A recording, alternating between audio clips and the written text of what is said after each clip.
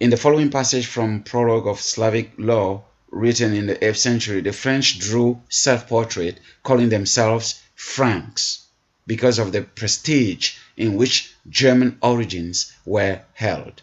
This is how the French called themselves.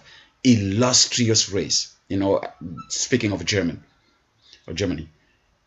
The 57, right down after the part that I just read.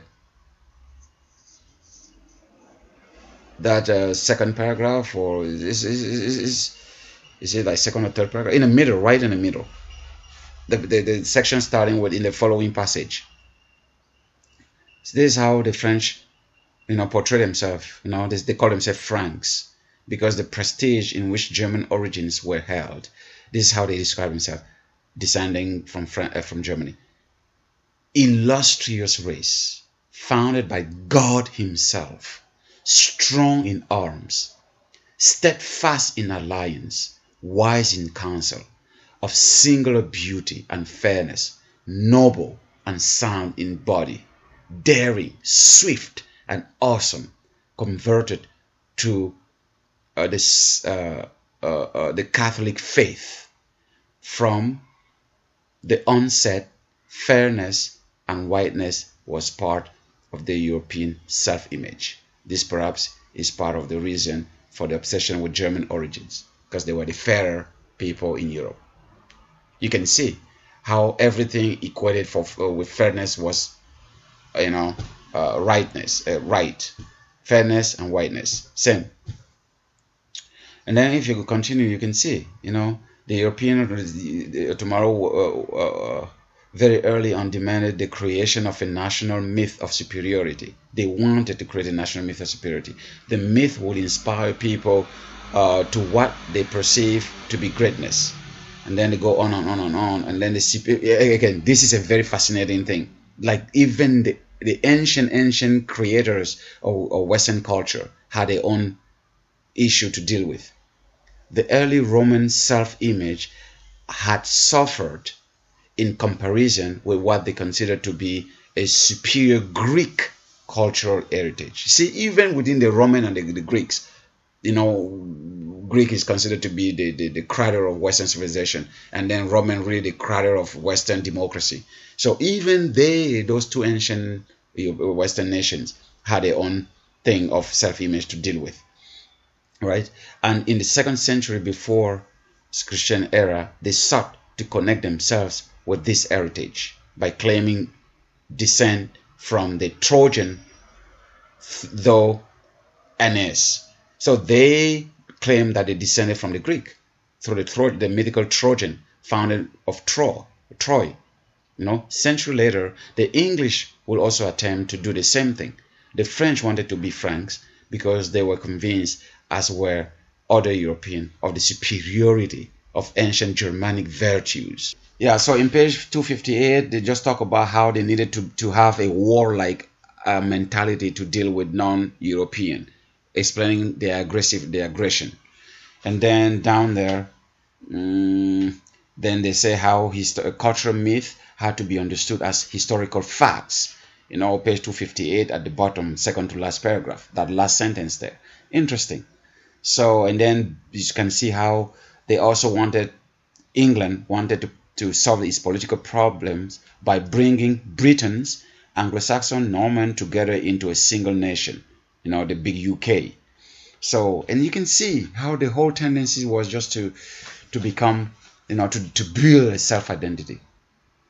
So, and then it provided the mythological framework and justification for a nation based on royal monarchy. So they even had to bring the myth of the king and all that to bring all the British people under one glorious king who is the representation of our national pride and identity. See how they always find something to build that.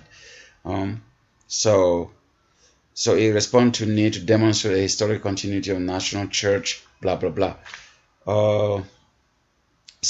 And then English people descended from German Angles, Saxon and Jute. The third paragraph on page 259. Again, go back to that.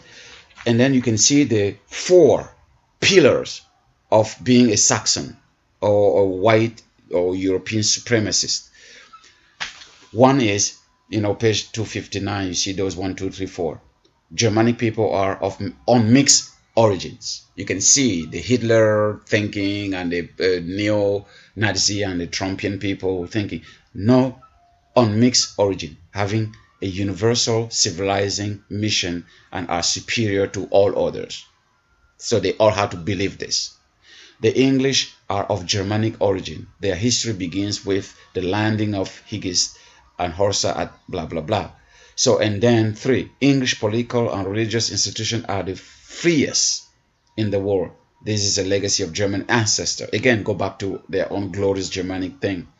The English represent the genius of German heritage to a greater. So you can see that they need to build that. These 4 pillars kind of build that European national identity. This is who we are at our core. That's why we are superior. That's why we're more civilized. Right? So, yeah. So you can see. South African-centered interpretation of European cultural history using an analytical tool, the ODYSEE concept. So she developed that ODYSEE concept to really help understand what is happening in the European mind. Because most books are talking about what Europeans do to other people. How is unfair, how is fair, and blah, blah, blah. They just describe the consequence. She goes to describe the cause. This book brings us into the European mind, how the European mind works. Because that's what other books have not been able to do. Other books do not do that. Other books just describe the situation, describe the European as conqueror and this and that. And now she goes further and said this is something that is done by design. It was developed by design. It was planned. It was created piece by pieces and now injected into the culture to be part of the culture. So that's what makes her book very unique.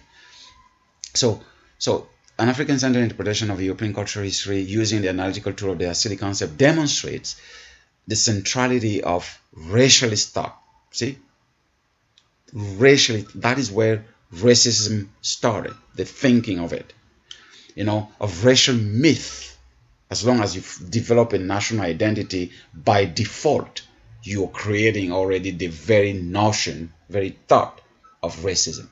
Because we have our national identity, so because you do not look like us, not belong to our national identity, you're different, therefore you're not like us. Hence, racism. Clear. So, racial thought of racial myth or in Europe ideology. The concept of racial superiority, we are European and we're superior, is inextricably intertwined in the matrix of the European mythoform. Again, we discussed the mythoform in the beginning of this book. The way ideas are formed and birth inside the mind and take shape. Those myths in there. So, racialist thought has even been systemic to European development. It complements capitalistic, and you said that.